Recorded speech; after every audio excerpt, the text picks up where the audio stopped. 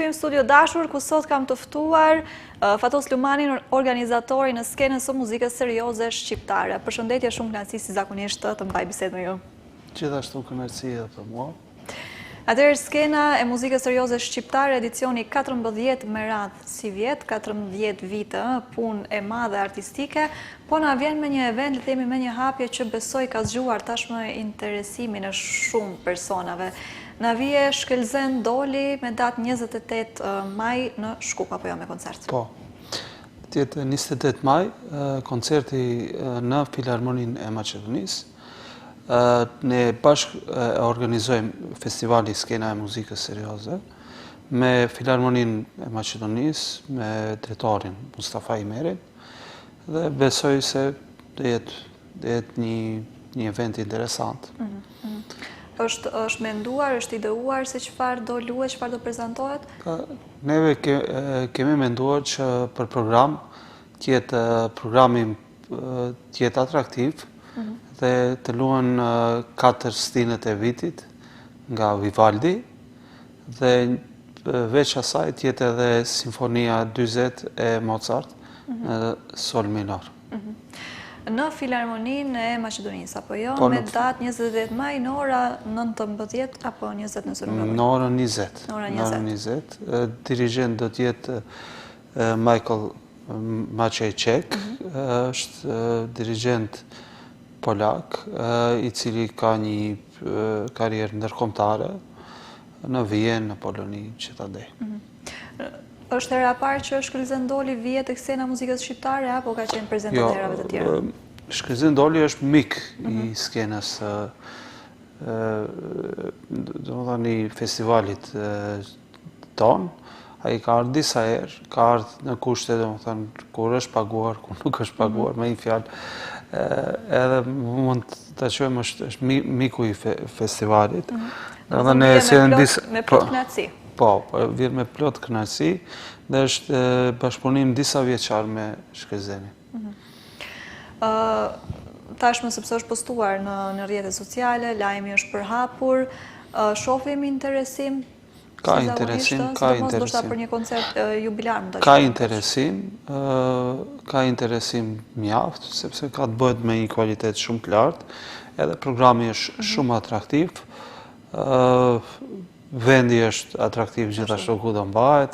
I përmbush të gjitha nevojat apo jo? Të gjitha kushtet janë për një eksperiencë të mrekullueshme.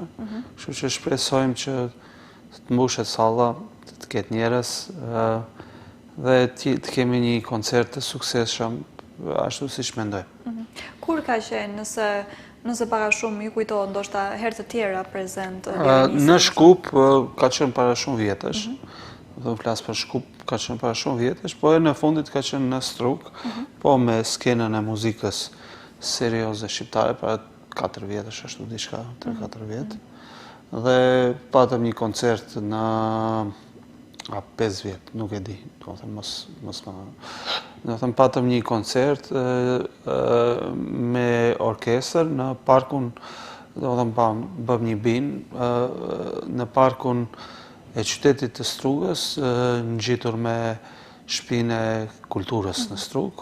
Ishte një koncert i mirë, me një fjalë kishte shumë të pranishëm. Domethënë kjo ishte hera e fundit. Zakonisht sa herë ka qenë Shkelzen Doli në Maqedoni, jo vetëm në skenën e muzikës serioze shqiptare, ka pas për herë të interesuar dhe koncertet kanë qenë shumë të suksesshme si nga interesimi, po edhe si nga niveli i lartë artistik. Besoj nuk ka interesim vetëm le themi nga Shkupi ose nga qytetet përreth, po besoj vijnë edhe nga trojet e tjera. Edhe nga Struga, edhe nga Koçova kemi pas interesim të paktën këto ditë. Biletat shiten në sajtin e Filharmonisë të Maqedonisë, po më kanë thirrë shpesh sepse nuk kanë nditësi të gjinden, pak a shumë domethënë, se aty nuk shumë Shkelzen Doli, po vjen s'ka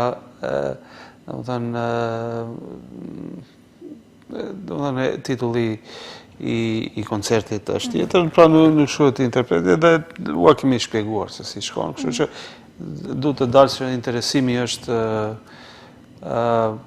shumë i madh, jo vetëm nga Shkupi, nga Tetova, nga Ja, për Gostivari. të gjithë që ta kenë të qartë, është fantazi vieneze. Fantazi vieneze, po. Fantazi vieneze, po.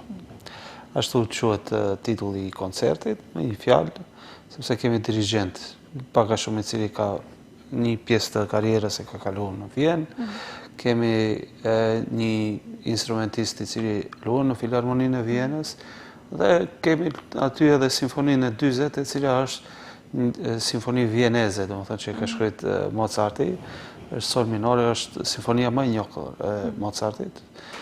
Atëherë është kur dolën celularët, zakonisht ringtoni ishte ajo tararap tararap. Besoj e njohur për të gjithë. Po, absolutisht. Përveç mbrëmjes, le ta quajmë, mbrëmje gala, koncert gala me shkëlqen dolin, çfarë tjetër do kemi për këtë edicion të skenës muzikore? Këtë edicion do kemi edhe orkestrën rinore ballkanike, si mirë do të jetë hera e fundit të cilët ato do performojnë në skenën e muzikës. Gjithashtu pas skenës së muzikës ato do shkojnë edhe në verën e Ohrit. Pra vera e Ohrit dhe skena e muzikës dhe kenë, domethënë, orkestrën rinore të Ballkanit.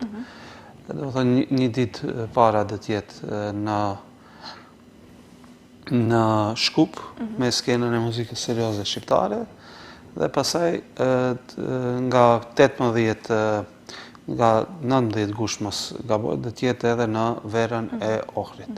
Kështu që domethënë ky do të jetë edhe programi, jo keq, 2 orkestra, një emër ndërkombëtar i njohshëm, po gjithashtu edhe Desar Sulemani, dirigjent me karrierë ndërkombëtare i njohur temase edhe në Gjermani, që pati para një muaj, mos ka bëj një koncert me Filharmoninë në Gjermani, në Bonn, kur për herë të parë ishte orkestra e Maqedonisë në Gjermani. Kështu që me një fjalë. Po edhe vetë orkestra të rinjve të Ballkanit është një orkestër që ka performuar edhe ka treguar goxha sukses në gjitha turnet, le themi, që kanë mbajtur apo koncertet, tregon kualitet të lartë në përgjithësi. Me aq sa kam ndjekur unë. Po janë të rinj të përzgjedhur, më të mirë nga shkollat e fakultetet e artit muzikor në Ballkan, performojnë goxha material të, domethënë, atraktiv, po edhe të rëndë. Dhe është një orkestër e mirë fillt simfonike për 70 antarësh, që nuk është lehtë sot e kësaj dite të mbledhë 70 vetat performojnë.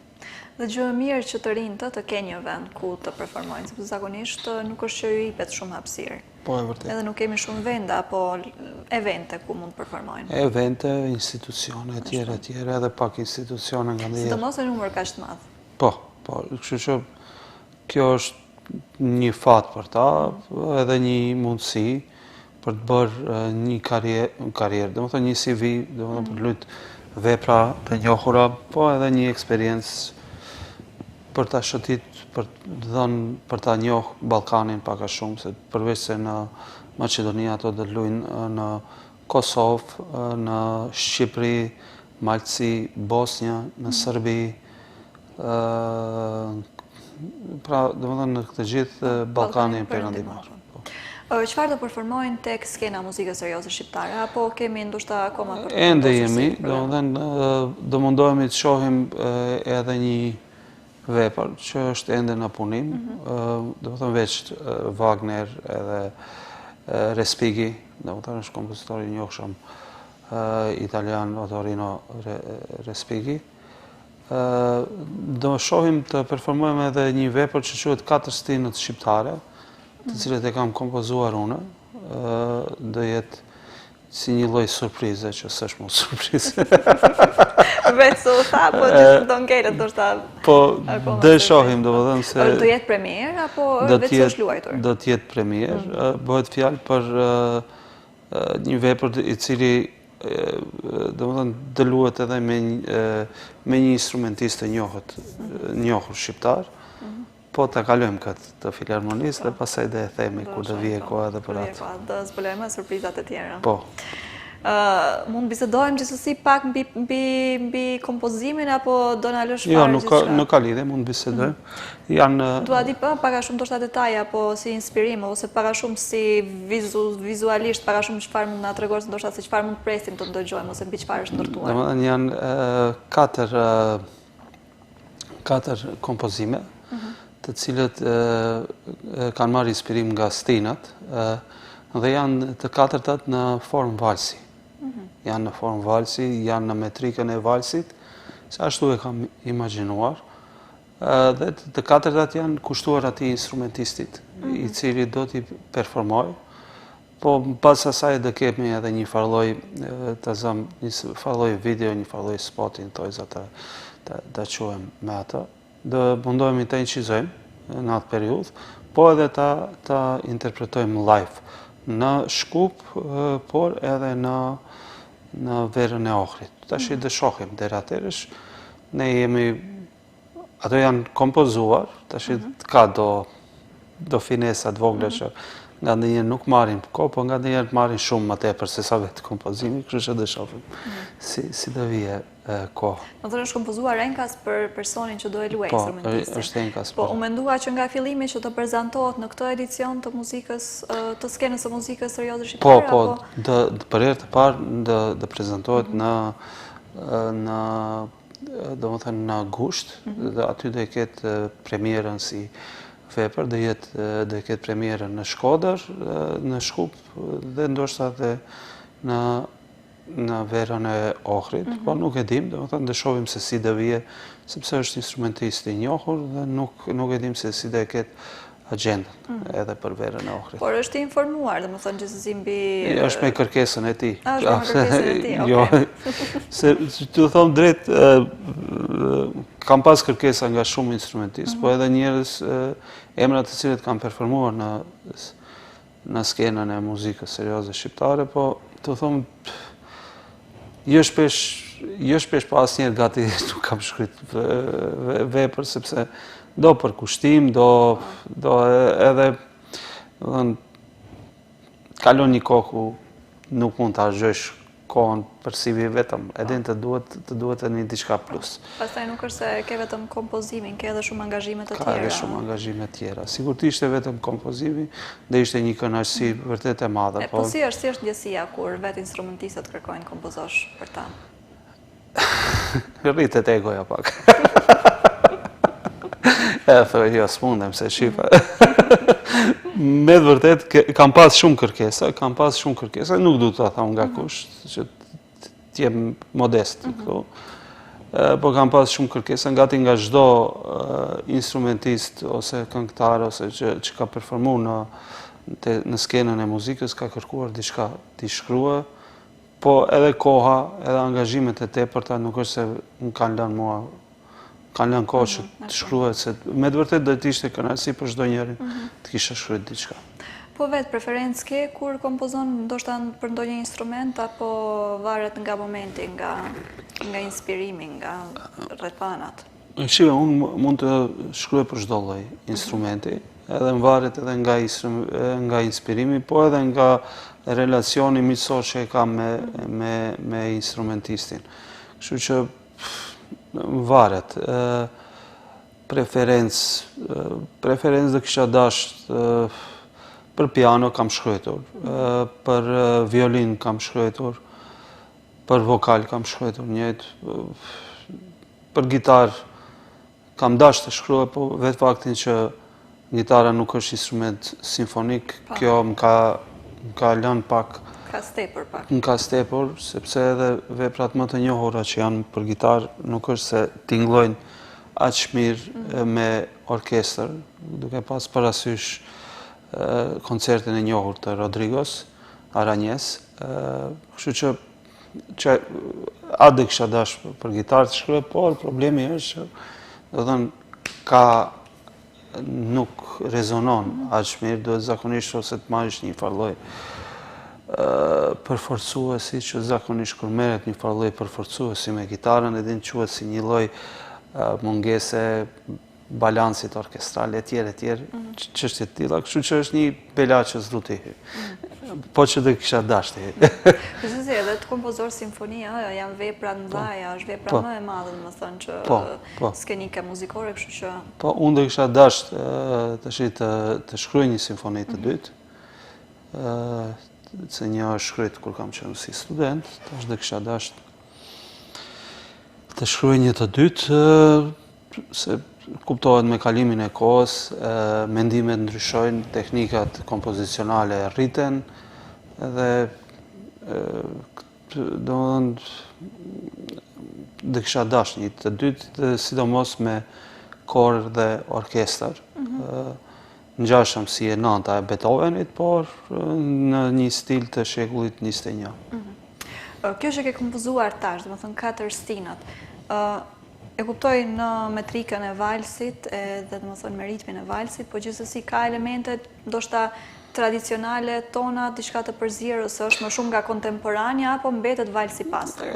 Është valsi pastër, është një val që dhe pëlqejet nga publiku, edhe ato që nuk ndëgjojnë muzikë klasike, dhe e kënë të pëlqyeshme për... Nuk është se ke përzierë dhe me kontemporania? Jo, nuk është bashkohore, nuk është bashkohore, është një muzikë e cila është bashkohore, por jo në atë se si e mendojmë në bashkohore, se zakonisht kur thomi bashkohore, e mendojmë muzikën më të rëndë të shekullit 20, e cila është një shekull mbas. A neve jemi më në shekullin e 21, bile e kemi kalu, si thomë, qerekun. Duhet thomi më shekullin 21. Më thonë, do jenë 4 stinë që gjithkush do i shijoj. Qoftë muzikant apo jo? Po, si që kanë shijuar Vivaldi në atë kohë, dhe mund të shijojnë tash. Të tjera surpriza kemi për 2026-ën? Momentalisht, atë që duhet të ceki dhe t'i vë vizën është këj koncerti i datës 28, me Shkëzën Dolin, i cili unë mendoj që dhe jetë një ndër ngjarjet më të rëndësishme muzikore, sa i përket muzikës klasike në Maqedoni këtë vitin 2026. Në përgjithësi, flasim e thejnë, dhe më thënë. Po, dhe mendoj dhe më thënë që nuk duhet të humbet. A për surpriza tjera, dhe më thënë, kjo është valset të cilet mund të luan, dhe nuk duhet mendoj shumë gjatë. Shumë punë ka. Po, shumë punë ka. Me radhë gjitha. Po, shpresoj. 14 vite në u bënd të skenës së muzikës serioze shqiptare. Po. Kë kemi pasur gjatë këtyre viteve? Po, mund të thomë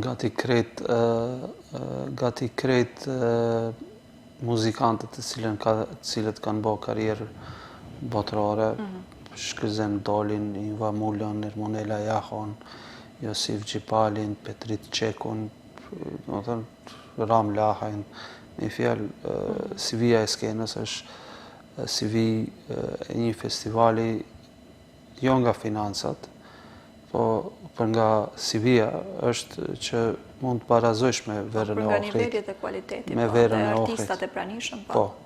Dhe atë që e kam vëllë zakonisht dhe që çdo vjet e kam përsëritur, shpresoj që skena e muzikës të krijohet të dalë si institucion në vete. Do të njëjtë si që është vera e Ohrit, të bëhet edhe skena e muzikës drejtori në vete, e cila do financohet nga shteti, dhe të ketë administratën e vetë, dhe të ketë drejtorin e vetë, i cili do hyje me konkurs, dhe kjo është dëshira për ditën e parë, për vitin e parë që e kemi një skenën, ka qënë që të bëhet një festival shqiptar për nevojat e shqiptarëve të Maqedonisë, sepse aty nuk ka muzikë klasike, zakonisht institucionet brenda këtyre 26 vjetësh kanë ardhur rrallë, por mos thonë s'kanë ardhur hiç.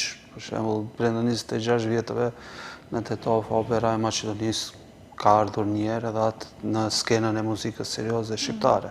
26 vjetë institucion i cili pagohet nga taksa paguesit shqiptar, gjithashtu nuk ka ardhur. Filharmonia ka ardhur një herë apo 2 herë në të Europë.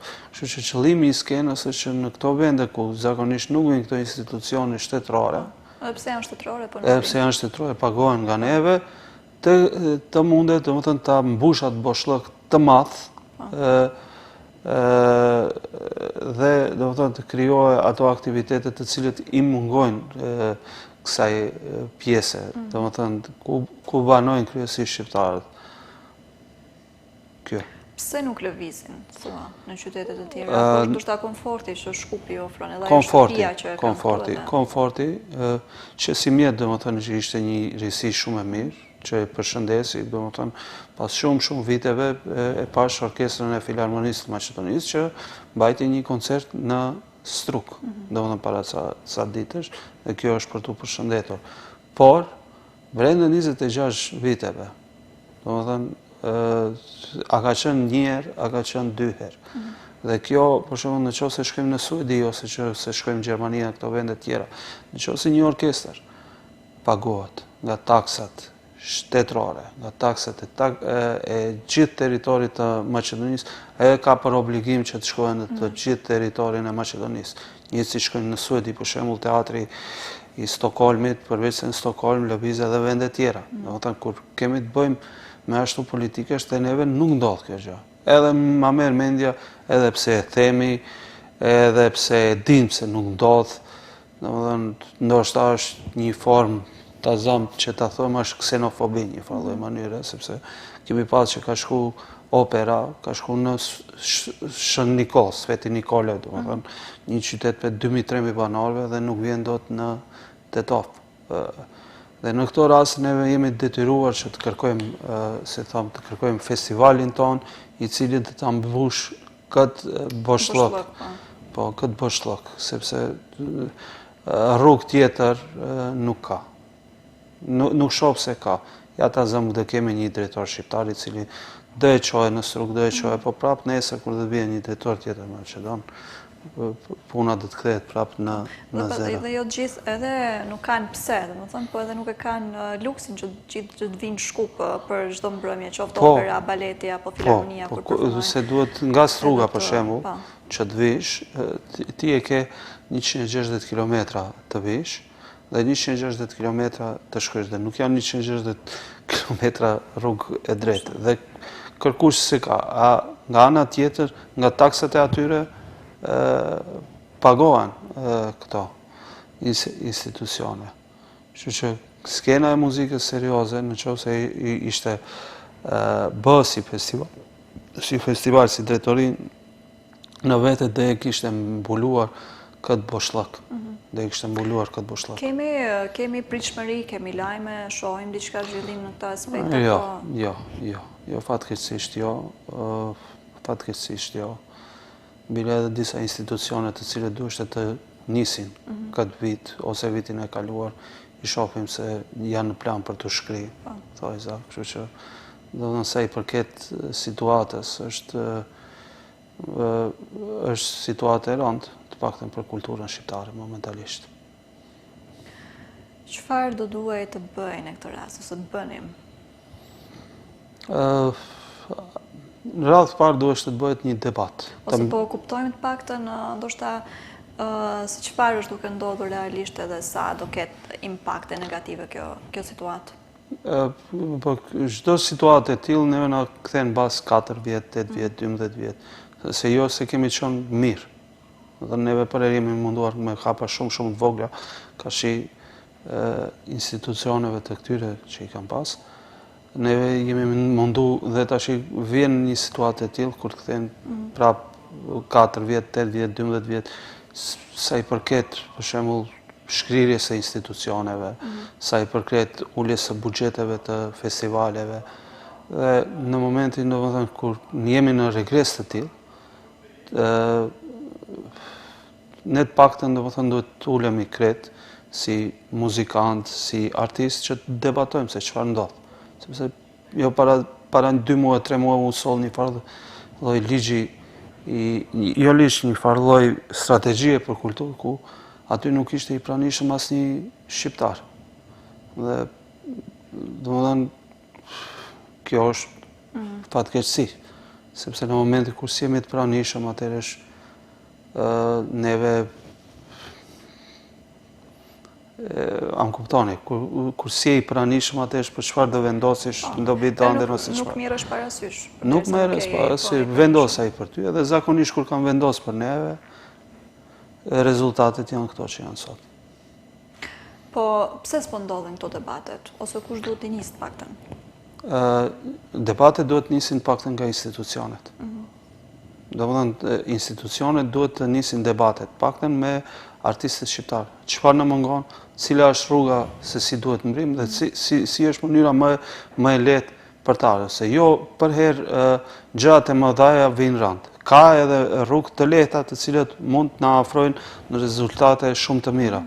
Problemi është ato që na përfaqësojnë zakonisht janë njerëz të cilët s'janë marrë asnjëherë me kulturë në jetën e vet edhe ka frikë të jo të përballet, ka frikë të dialogojë, se nuk është përballje çdo dialog.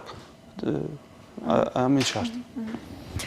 Tek skena e muzikës serioze shqiptare, pasi po i afrohemi edhe fundit të bisedës, do të di pak të gjithë artistët e mdhenjë që përmendëm, e kuptoj ndoshta këtë kuptohet, orari tyre janë shumë të zënë, kanë angazhimet të tyre, gjatë flasim për artista me nivel ndërkombëtar, sa janë të hapur gjithsesi gjithmonë të bashkëpunojnë me janë të hapur, të vinë në Maqedoni të përformojnë. Po, janë të hapur,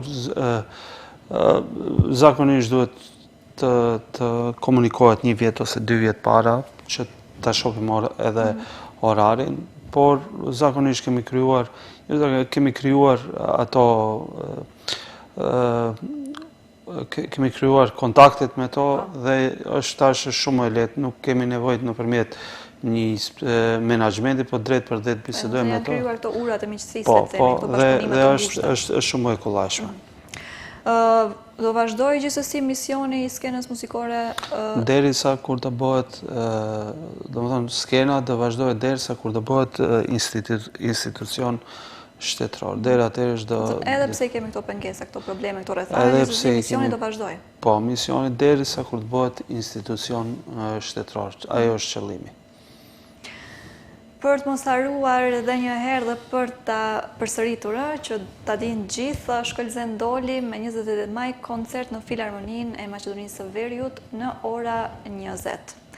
Me rastin, më thoni, ftuar i skenës së muzikës serioze shqiptare për edicionin e 14.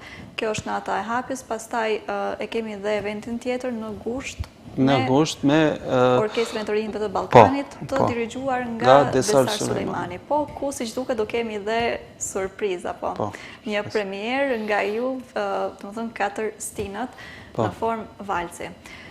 Unë uroj që gjitha këto mbrëmje të kenë sukses, që do kemë padyshim me këta emra kaq mëdhenj edhe me punën e juaj të palodhur. Ju falenderoj shumë që gjetët kohë dhe mundësi të jeni sot me mua, si zakonisht gjithmonë biseda me ju kënaqësi.